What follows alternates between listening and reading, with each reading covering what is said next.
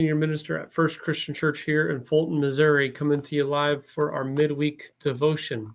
Let's get right into it. This past Sunday, I joked that I was the only one in the room that had to worry about Jesus's harsh words. He talked about being wary of people wearing long robes. Our worship leader read that gospel scripture, and lo and behold, I was the only one in the room wearing a robe. How fashion has changed since Jesus' days.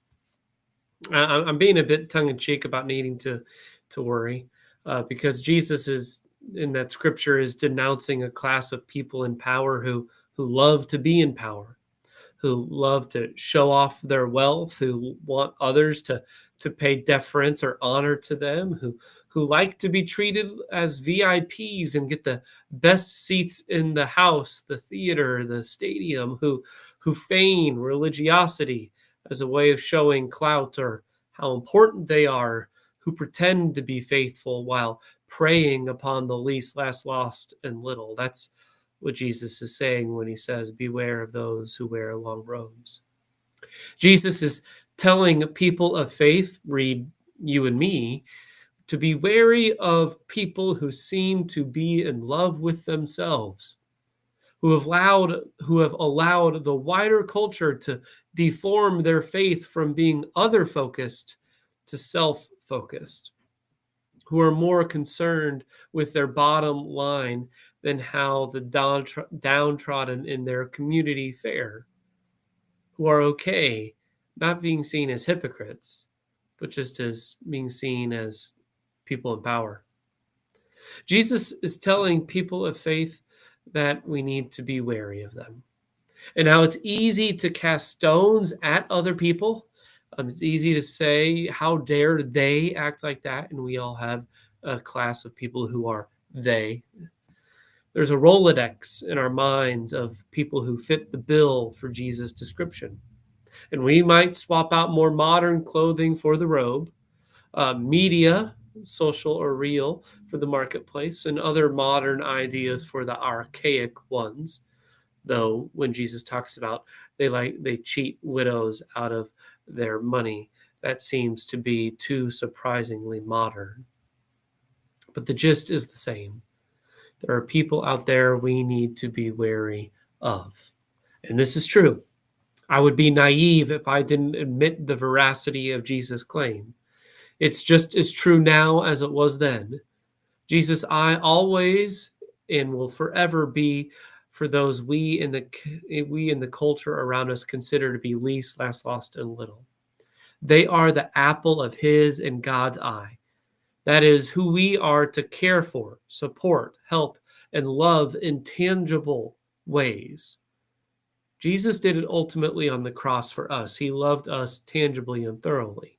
And we respond to that with our own acts of love. And as a people of faith, we need to be wary of those who don't. But we also need to look in the mirror and do some introspection. Who doesn't like to look nice? Who doesn't like for people to recognize and show appreciation for them? Who doesn't want to sit in the best seat of the house, who can see that they're important? Who doesn't put their wants before others' needs? Who doesn't try to impress other people or be known as important? We might protest and quibble and justify, but under the gaze of Jesus, I think we're forced to admit the truth. We would fall into the category of people that others need to be wary of too. Maybe not all the time, but certainly some of the time. We might not check all the boxes, but we check enough, especially when we're having a bad day. So I did have to worry about Jesus' words.